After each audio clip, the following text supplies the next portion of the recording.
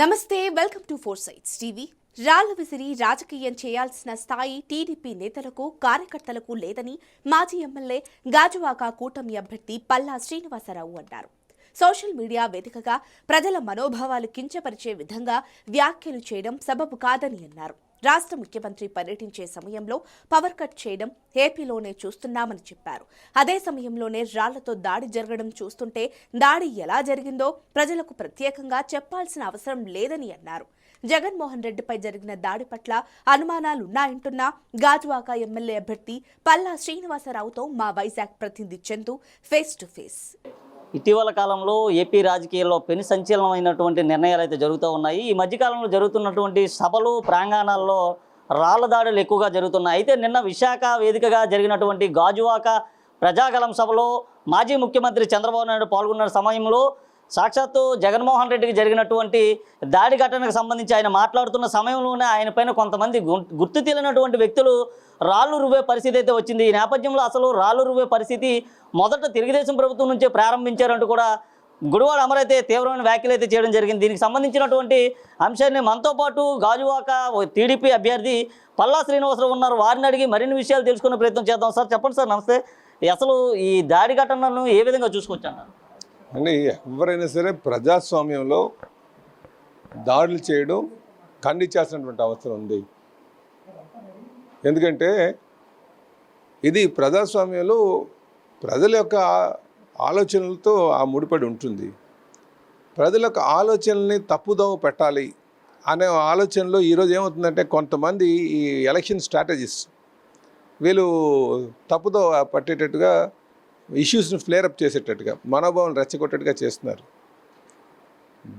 నిజంగా దాడి జరిగితే జగన్మోహన్ రెడ్డి గారి మీద ఎవరైనా సరే దాడి చేస్తే ప్రతి ఒక్కరు కూడా ఖండించవచ్చు, అందులో డౌట్ లేదు.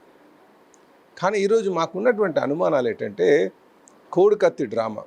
కోడి కత్తితో చంపిపోయారని చెప్పి కోడి కత్తి కూడా దొరకలేదు. ఒక అమాయకుడిని 5 సంవత్సరాలు బలి చేసి కేవలం ప్రజల యొక్క మనోభావాలు రెచ్చగొట్టి అధికారంకి వచ్చింది. మళ్ళీ ఇలాగే రెచ్చగొట్టడానికి ఈ ప్రయత్నం చేస్తున్నారు జగన్మోహన్ రెడ్డి గారు. ఎందుకంటే సోషల్ మీడియాలో జగన్మోహన్ రెడ్డి గారు ప్రజల మనోభావాలు రెచ్చగొట్టలో దిట్ట. సో దాంట్లో భాగంగానే ఆయనే చూడండి, సీఎం గారు వెళ్తున్నటువంటి కాన్వేలో కరెంటు పోతుంది ఎక్కడైనా? ఇది ఎక్కడైనా ఉందా? సీఎం గారు కాన్వేకి కరెంటు తీసేయడం ఏంటి? కరెంటు చీకటి ముసుగులో వచ్చి ఆయనకు తగిలేయడం ఏంటి? సో ఇవన్నీ కూడా ప్రజలకి చాలా అనుమానాలు ఉన్నాయి. మేము మళ్ళీ చెప్తున్నాం, ప్రజాస్వామ్యంలో ఎవరికైనా క్యాన్వసింగ్ చేసుకోవచ్చు, కానీ దాడులు చేస్తే మాత్రం ఖండించాలి. ఎవరైనా చేస్తే మాత్రం నిజంగా వాళ్ళని శిక్ష వేయాలి. ఈరోజు మాకు పలు అనుమానాలు ఉన్నాయి జగన్మోహన్ రెడ్డి గారి యొక్క తీరు పట్ల. అయితే నిన్న గాజువాకలో జరుగుతున్నట్టు దాని మీద రాయి అయితే అది ఎవరో టాస్ చేసినట్టు కనిపించింది బయట నుంచి. అది వచ్చి గేటుకి తగలడం అక్కడ అందరూ చూపించడం అయింది. మాకు ఉన్నటువంటిది ఏంటంటే ఆ ఇష్యూని జగన్మోహన్ రెడ్డి గారికి తగిలినటువంటి ఇష్యూని ఫ్లేరప్ చేయడానికి మళ్ళీ అంటే లైవ్లో ఉంచడానికి ఇలాంటి సంఘటనలు చేస్తున్నారేమో అనిపిస్తుంది. ఇది వైసీపీ నాయకులు ఈ ట్రిక్స్ మానుకోవాలి. ఎందుకంటే మొదటి నుంచి మీరు చూడండి, వాళ్ళ బాబాయ్ హత్య కేసు కావచ్చు, ఎవరు చేశారండి? జగన్మోహన్ రెడ్డి గారు బయటకు వచ్చి క్లియర్గా ఎలా జరిగిందో ఆయన జరిగినట్టు చెప్తాడు ఆయన. అదే అక్కడ మీకు వాస్తవం కూడా అదే. అయితే ఈరోజు ప్రజల్ని మోసం చేద్దామంటే పోయడానికి ఆ మోసపోయే స్థితిలో ప్రజలు లేరు. ప్రజలన్నీ కూడా ఆలోచన చేస్తున్నారు. జగన్మోహన్ రెడ్డి గారు ఇంటికి ఎన్ని డ్రామాలు ఆడినా సరే ఇంటికి పంపించడానికి సిద్ధంగా ఉన్నారు. రేపు తెలుగుదేశం, జనసేన, బీజేపీ కూటమి అధికారం రాబోతుంది. ఈ రాష్ట్రానికి ముఖ్యమంత్రిగా చంద్రబాబు నాయుడు కాబోతున్నారు. ఇది మీరు గమనించండి. కనుక ఎప్పటికైనా సరే ప్రజాస్వామ్య విలువలతో కూడినటువంటిది ఆల్రెడీ పరిపాలన అందించాలి. మీరు గమనించండి, మేము క్యాన్వాసింగ్కి వెళ్తున్నాం. కిందటి నెల 18 నుంచి మేము ప్రజల్లో తిరుగుతున్నాం. ఎక్కడికి వెళ్ళినా ప్రజల్లో ఒకలాంటి ముఖంలో ఆనందం వాళ్ళు మాకు రిసీవ్ చేసుకుంటున్నారు, స్వాగతాలు పలుకుతున్నారు, హారతలు ఇస్తున్నారు, బొట్లు పెడుతున్నారు. మీరే రావాలి బాబు అంటున్నారు.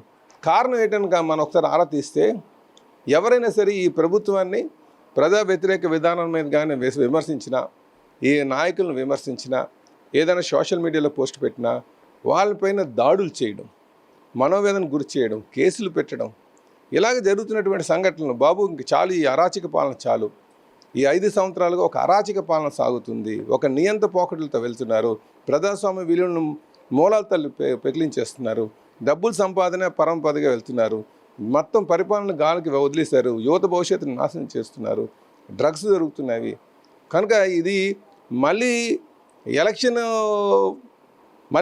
ఎలా గెలవాలనే ఒక ఆలోచనతోనే జగన్మోహన్ రెడ్డి గారు పరిపాలన చేస్తున్నారు తప్ప భవిష్యత్ తరాలకి భవిత కోసం మాత్రం చేయట్లేదు అన్నది అందరూ ఆలోచన అండి. అంటే నిన్న చంద్రబాబు నాయుడు పైన జరిగినటువంటి రాయి దాడి ఘటనకు సంబంధించి మొదట వాళ్ళు ప్రారంభించారు అని గుడివాడ అమర్ అయితే వ్యాఖ్యలు చేయడం జరిగింది. అంటే వాళ్ళు ప్రారంభించారు కాబట్టి మేము ప్రారంభించామని చెప్పడం అంటారా? అమర్ గారికి ఎప్పుడు కూడా ఆయన వ్యక్తిగతంగా లేకపోతే ఆయన కాన్షియస్ తగ్గట్టుగా మాట్లాడరు. వాళ్ళు ఎప్పుడు కూడా పార్టీ ఏం చెప్తే అది చేస్తారు అంతే.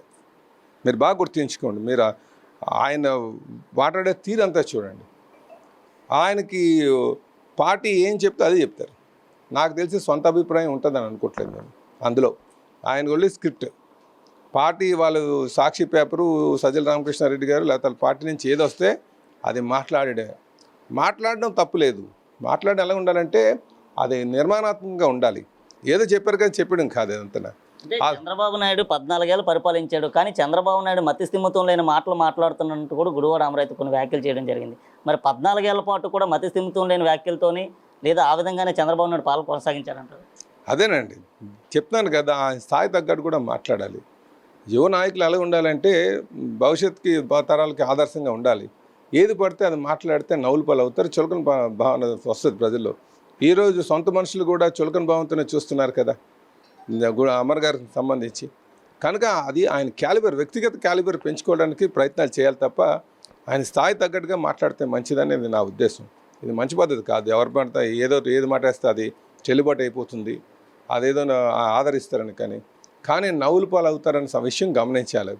కనుక ఇప్పటికైనా సరే ఒక నిబద్ధత కలిగినటువంటి నాయకుడిగా మాట్లాడాల్సిన అవసరం ఉందని చెప్పి తెలియజేస్తున్నాను. తెలుగుదేశం పార్టీ నిర్వహించినటువంటి ఏదైతే సభలు ఉన్నాయో ఈ సభల్లో అట్టర్ ఫ్లాప్ అయిపోతున్నాయి. అందుకని ఎన్క్లోజర్లో ప్రజలను బంధిస్తున్నారు. కార్యకర్తల్ని కేడర్లను బంధించిన కారణంగానే ఎక్కువ జనసాంద్రతను చూపించుకుంటున్నారు అని వైసీపీ నాయకులు వ్యాఖ్యలు చేస్తున్నారు. వాస్తవం అంటారా?